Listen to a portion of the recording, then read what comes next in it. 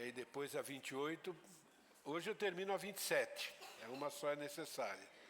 A 28 ainda não sei. E aí logo após nós vamos começar a usar o livro novamente, aquelas dinâmicas. Mas eu aviso, tá bom? Porque eu não sei quanto tempo vai demorar a lição 28. Mas a 27 é uma só e é hoje, ok? Então a gente está recapitulando, né, os estudos Raízes da Fé. Ok? Temos um grupo novo, por isso fizemos isso. Ok? É muito importante a gente lembrar, né? Essas lições elas são divididas em 12 eras: criação, queda, dilúvio, Torre de Babel, patriarcas, Moisés, Josué, juízes, monarquia, divisão, exílio e retorno. Ok? Nós já vimos sobre a criação, sobre o eterno Deus, a criação dos anjos, a criação do universo, da humanidade e também a vida lá no paraíso. Ok? A era da queda, a gente viu a queda do poderoso anjo, o início do pecado humano, origem da morte, promessa de um vencedor sobre Satanás, efeitos extensivos do pecado, provisão de vestimenta, banidos do Éden, Caim e Abel, Sete e os seus descendentes, ok? Aí tivemos a era do dilúvio, uma lição só, Torre de Babel também, uma lição só, e nós já tivemos a era dos patriarcas, 7 lições. Então estudamos promessas para Abraão, destruição de Sodoma, Ismael também sobre Isaac, Jacó, família de Israel que vai para o Egito, os israelitas no Egito. E nós estamos revisando a era de Moisés, são 12 lições, ok? E dessas 12 lições, 2 são revisão. Lição 27, o Êxodo, que nós já falamos, vamos falar hoje, e a aliança mosaica. E a partir da lição 29, que é o bezerro, a gente vai usar o livro, ok? Então se preparem para isso. O êxodo do Egito. Em seguida, Moisés conduziu os israelitas para fora do Egito. Deus abriu as águas do Mar Vermelho, preparando o caminho daquele povo em direção à terra prometida de Canaã. Por que nós temos essas lições? Por que nós temos os primeiros capítulos falando tanto dos feitos de Deus? É para que nós possamos nos lembrar quem é o nosso Deus. A teologia a respeito de Deus está no Antigo Testamento. Ok? Então, se a gente quer entender Deus agindo com o ser humano, é no Antigo Testamento. E é por isso que nós estudamos tanto assim o Antigo Testamento e o Êxodo. Lembra? Povo do Egito, né, 400 e tantos anos, lá no meio do povo idólatra. Então, absorveram a cultura e a religião egípcia, e Deus agora precisava mostrar quem Ele é, tá bom? Mostrando que os deuses do Egito não são absolutamente nada.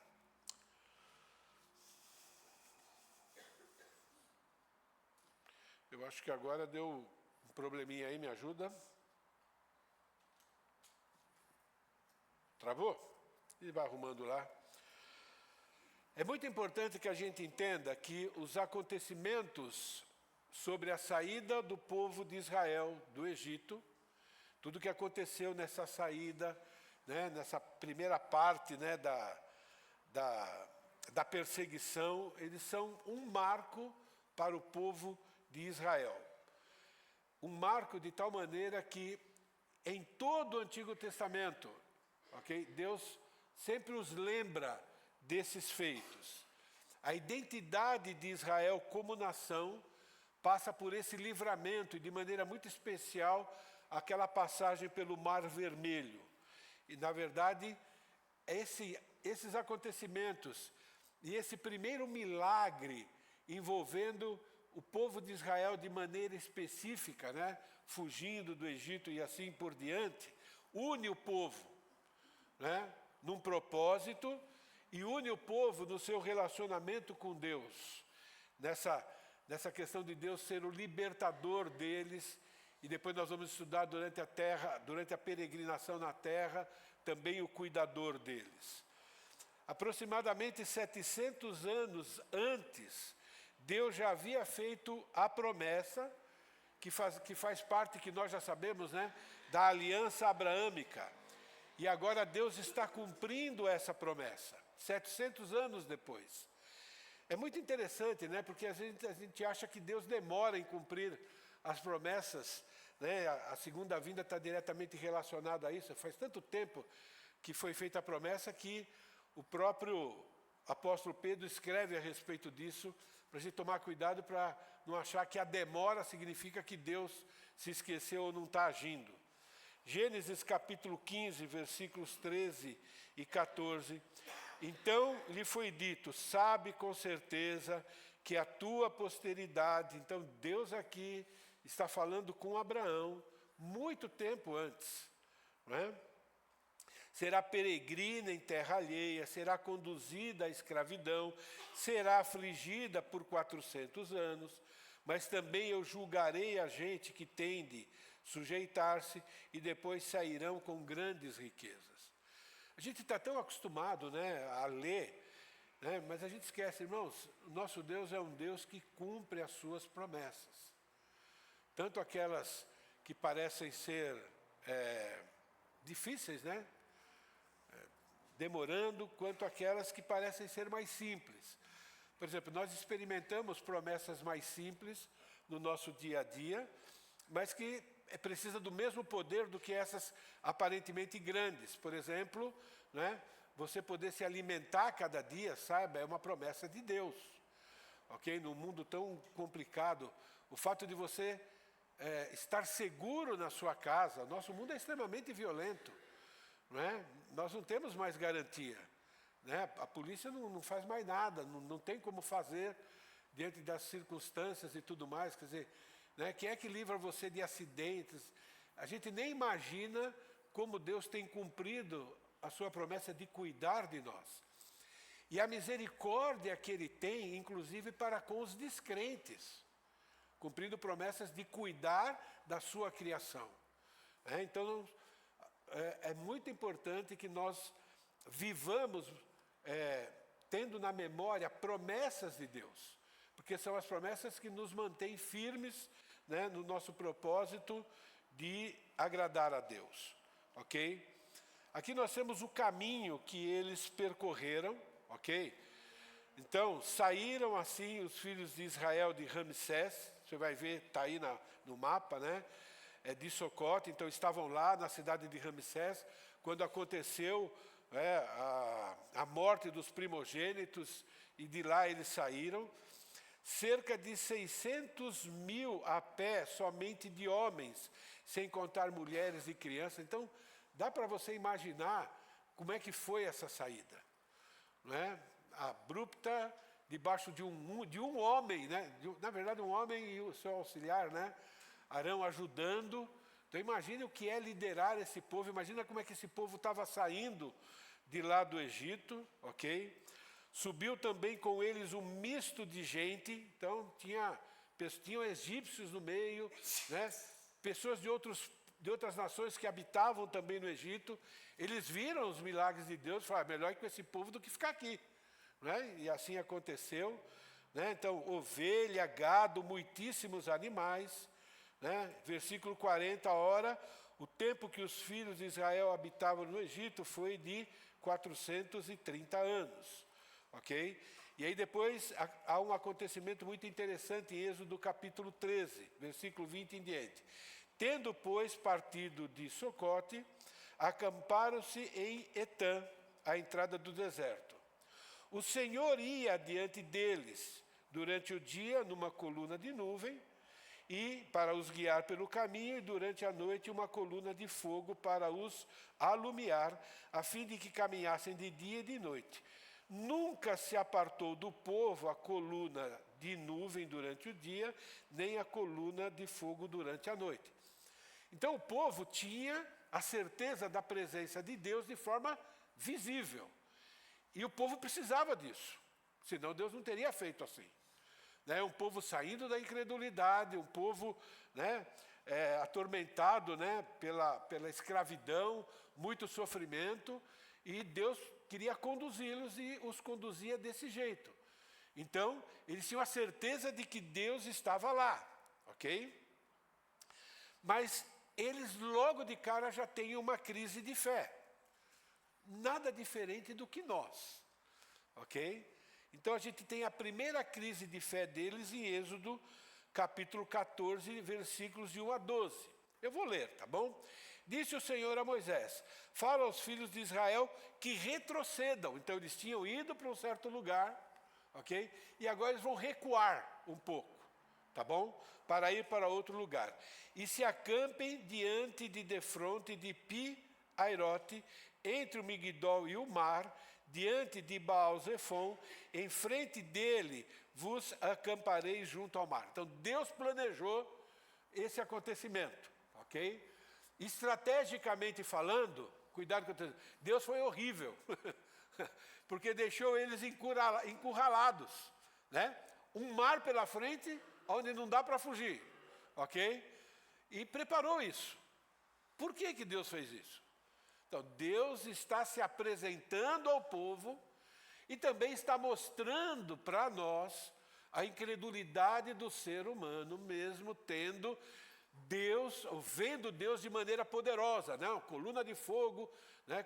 Imagine, ok? Então, foi uma estratégia de Deus. E ele continua dizendo, por que que ele fez isso? Ok?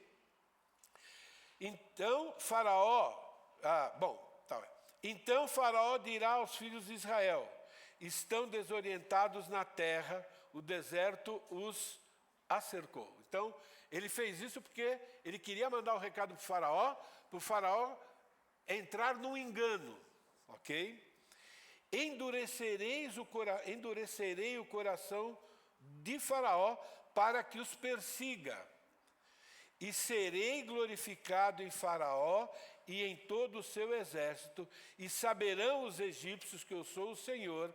Eles assim o fizeram. Então o propósito sempre foi esse, né? E Deus falou para Abraão, muito tempo antes, né, que a descendência dele seria escrava, mas que ele iria punir a nação exemplarmente. Então ainda continua, né, a execução desse plano, de literalmente arrasar o Egito e agora deixar o Egito, vamos dizer assim, com problemas, né, exposto, porque boa parte do exército do Egito a gente já sabe o que vai acontecer com eles, ok? Versículo 5. Sendo, pois, anunciado ao rei do Egito que o povo fugia, mudou-se o coração de Faraó e de seus oficiais contra o povo e disseram, que é isso que fizemos, permitindo que Israel nos deixasse de servir? E aprontou o Faraó seu carro e tomou consigo o seu povo e tomou também 600 carros escolhidos e todos os carros do Egito com capitães sobre todos eles. Porque o Senhor endureceu o coração do Faraó, rei do Egito, para que perseguisse os filhos de Israel. Porém, os filhos de Israel saíram afoitamente. Então, aqui está o plano. Mais uma vez lembrando a soberania de Deus. Mais uma vez lembrando que Deus controla a mente de todos os seres humanos. E mais uma vez lembrando, quando Deus deixa o ser humano por conta dele, ele esquece rapidinho o poder de Deus. Seja salvo ou não salvo, se Deus deixa de agir na nossa vida, as circunstâncias faz com que aquela coluna de fogo seja um foguinho de isqueiro para nós. Entende? Aquele negócio grande assim, perde a visão, né? Porque a gente pensa como o ser humano esquece de quem é Deus. Isso aconteceu com o Faraó e mais para baixo também com o povo de Israel.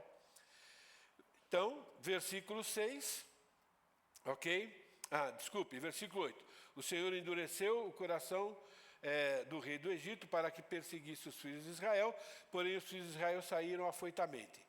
Perseguiram-no os egípcios, todos os carros e cavalos de Faraó, os seus cavalarianos, o seu exército, e os alcançaram acampados junto ao mar, perto de Pi-Airote, de fronte de Baal-Zefon. E chegando Faraó, os filhos de Israel levantaram os olhos, e eis que os egípcios vinham atrás deles, e temeram muito. Então os filhos de Israel clamaram ao Senhor. E a palavra aqui não é tanto clamaram. Talvez uma tradução melhor é reclamaram. E vai ser, mais para trás, mais para frente explica que foi isso. Disseram a Moisés: será por não haver sepulcros no Egito que nos tirasse de lá para que morramos nesse deserto? Imagine essa multidão pressionando esse líder. Desse jeito, ok? Por que nos trataste assim, fazendo-nos sair do Egito? O povo ama a escravidão, né?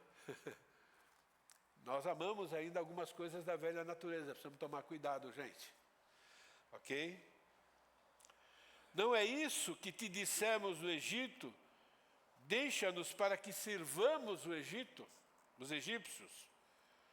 Pois melhor nos fora servir aos egípcios do que morrermos no deserto. A velha vida, irmãos, vai nos perseguir enquanto a gente estiver aqui. Em alguns momentos a gente vai achar que o pecado é mais gostoso do que andar com Deus.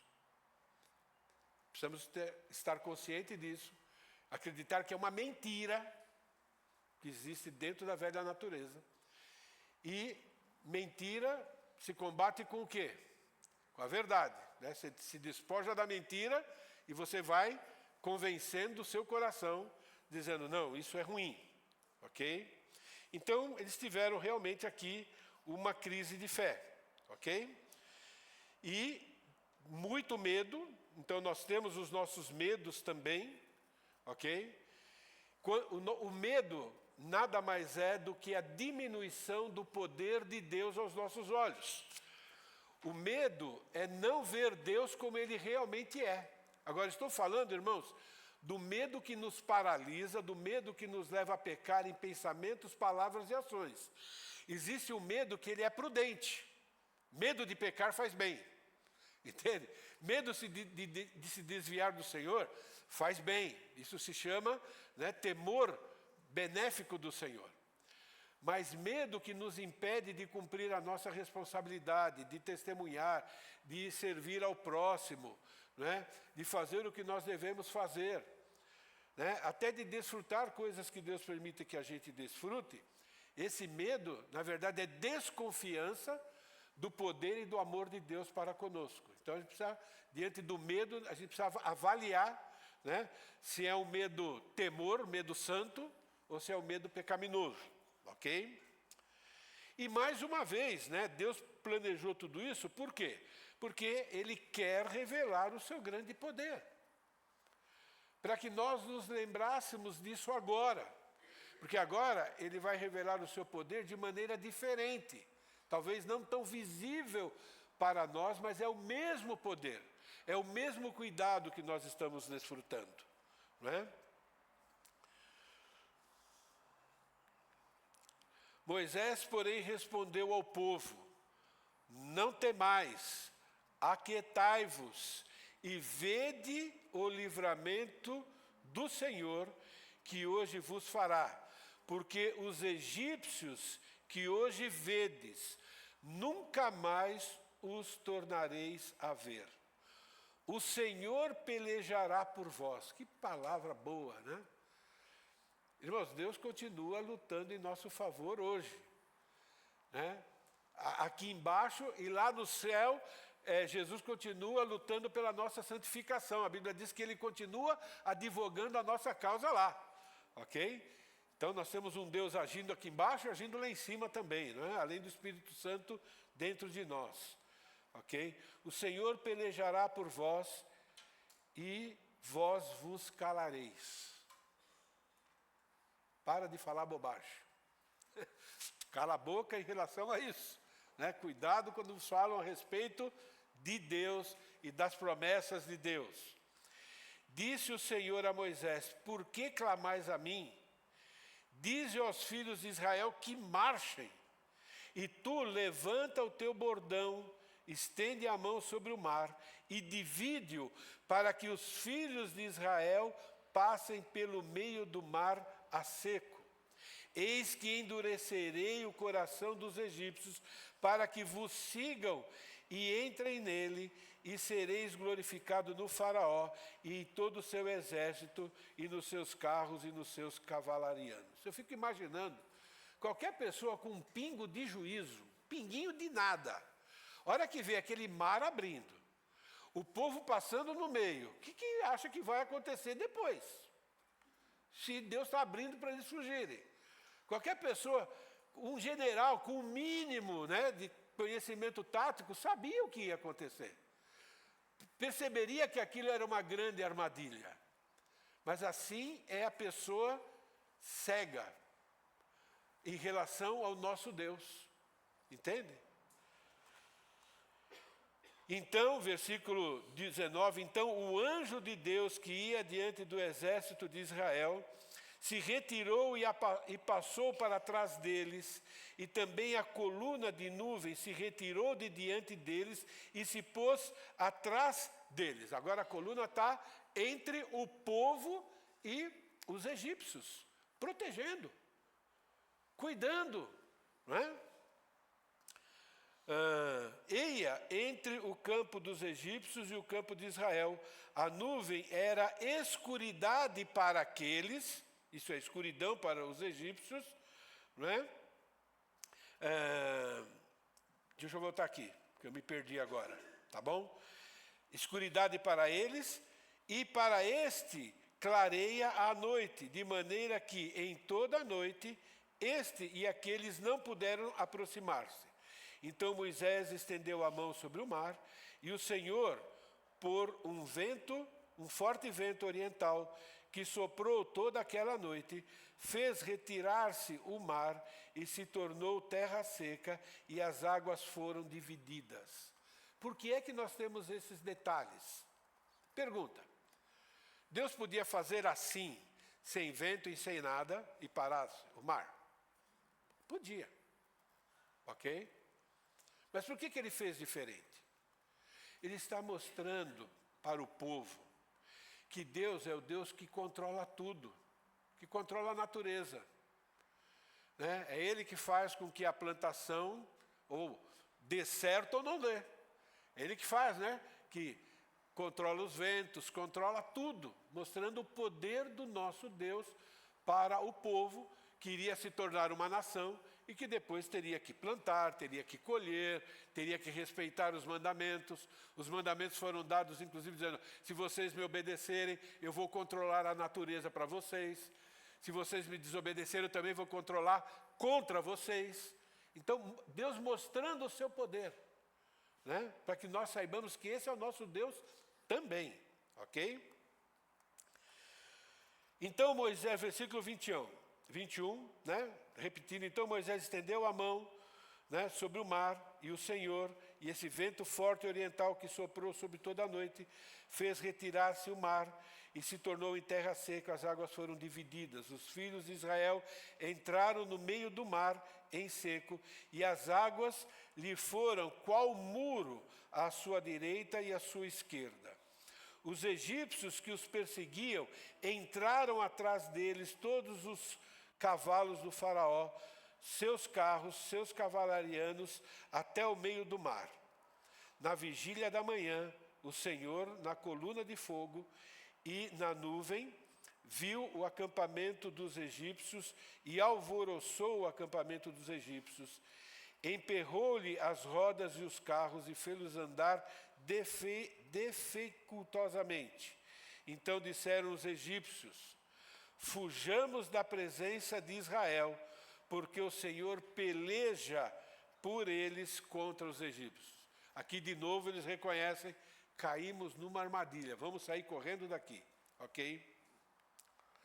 Disse o Senhor a Moisés: estende a mão sobre o mar, para que as águas se voltem sobre os egípcios, sobre os seus carros e sobre os seus cavalarianos. Então Moisés estendeu a mão sobre o mar, e o mar, ao romper-se da manhã, retornou à sua força.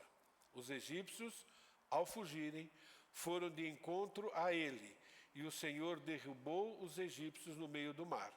E voltando às águas, cobriram os carros e os cavalarianos, e todo Israel do faraó, que os seguiam seguindo no mar, nem ainda um deles ficou. Mas os filhos de Israel caminharam em pé enxuto pelo meio do mar, e as águas lhe eram quais muros, à sua direita e à sua esquerda. Assim o Senhor livrou Israel naquele dia das mãos dos egípcios, e Israel viu os egípcios mortos na praia do mar. Consegue imaginar isso?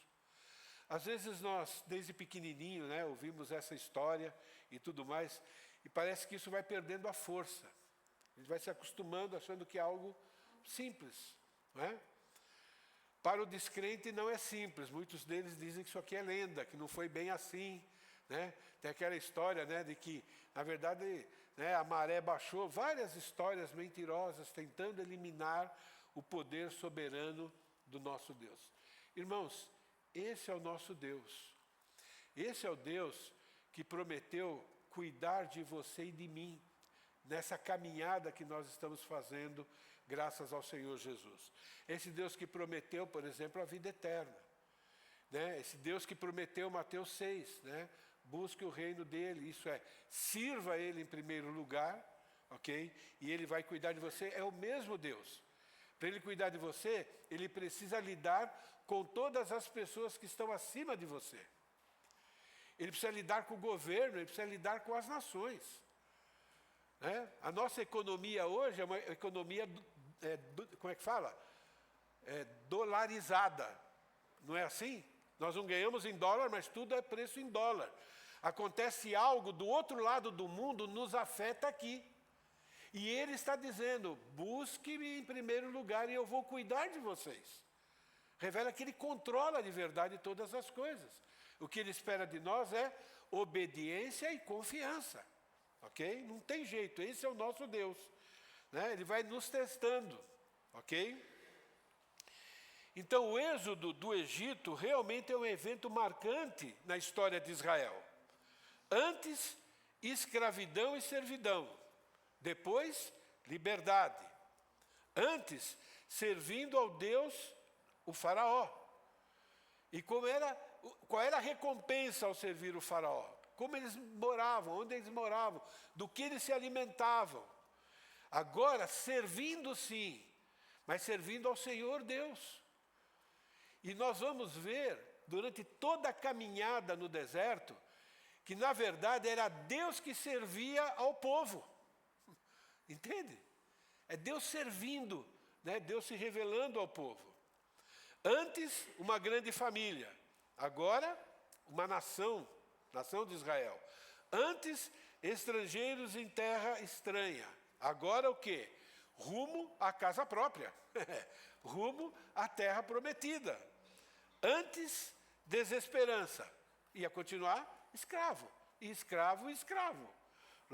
Agora, esperança de um futuro glorioso. Não somos nós aqui? Nós não estamos aguardando esse futuro glorioso? Nós não estamos rumando à terra prometida? Nós não estamos sob o cuidado de Deus, enquanto a gente está num deserto, mas um deserto bem cuidado, tendo tudo o que nós realmente precisamos. Antes nós servíamos a quem? Lembra na mensagem? Ao Deus desse século e tudo mais. Agora, servindo a Deus, estamos servindo? Estamos servindo de verdade e com todo o vigor? Só tem um jeito de servir a Deus, viu, irmão? Servindo uns aos outros. Não existe outro jeito de servir a Deus, não.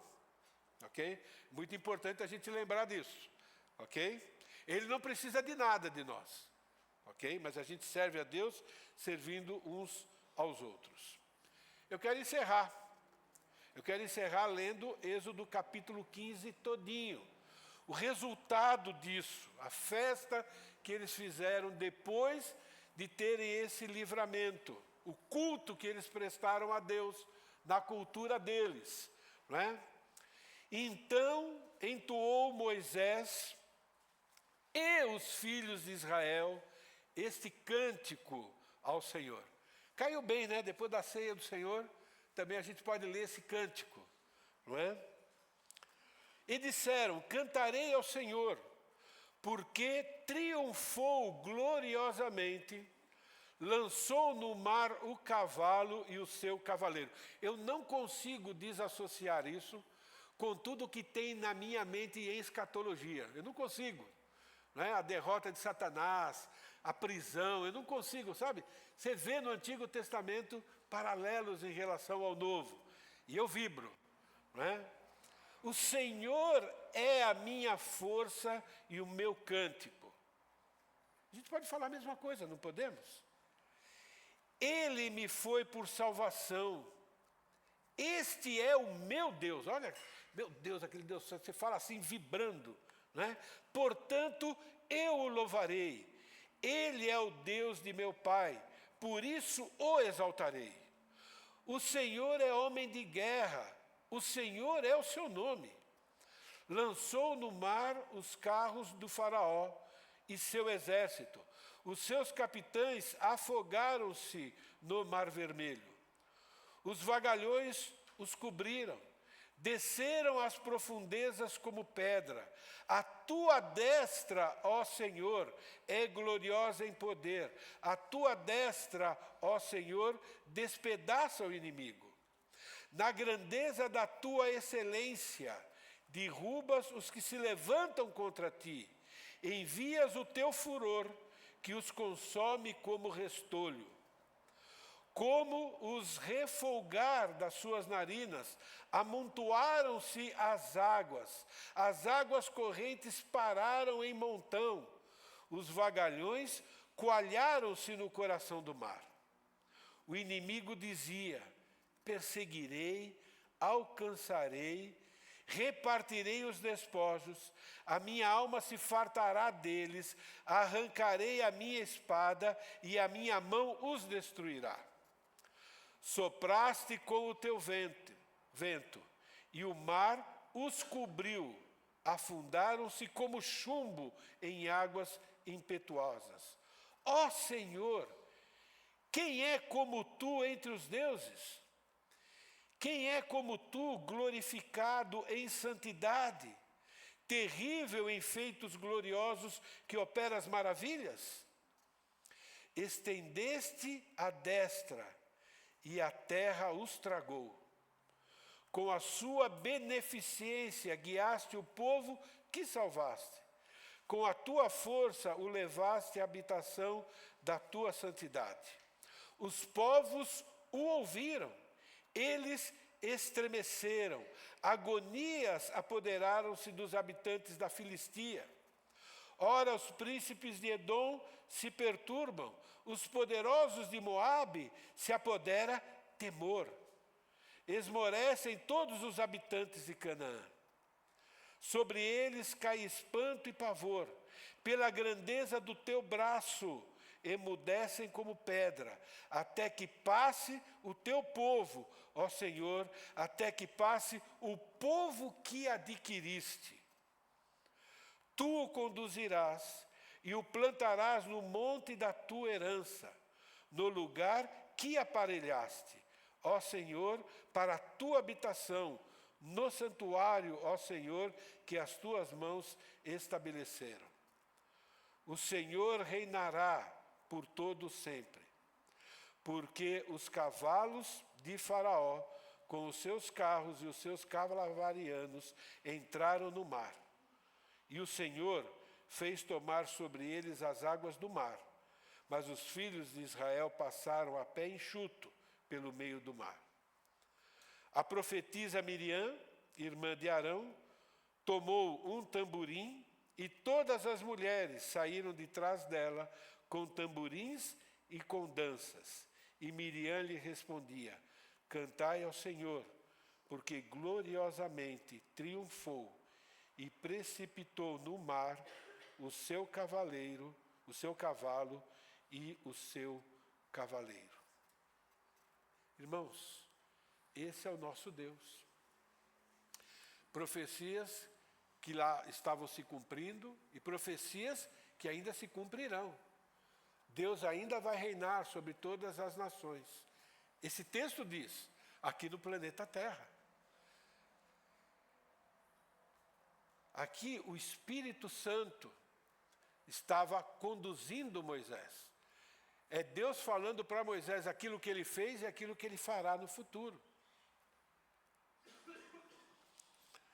Assim como para Israel, o fato marcante na saída do Egito, no qual tem início com a celebração da Páscoa e a derrota completa do faraó no Mar Vermelho, para nós a igreja, a crucificação de Jesus, a sua ressurreição é o evento marcante. Por isso que nós celebramos a ceia hoje. Na cruz, Satanás e a morte foram derrotados. Celebramos, mas a ceia do Senhor diz que até que Ele volte. Existe uma promessa que precisa ser cumprida da mesma forma que foi cumprida a primeira vinda. Amém? Boa semana, amados. Deus os abençoe ricamente.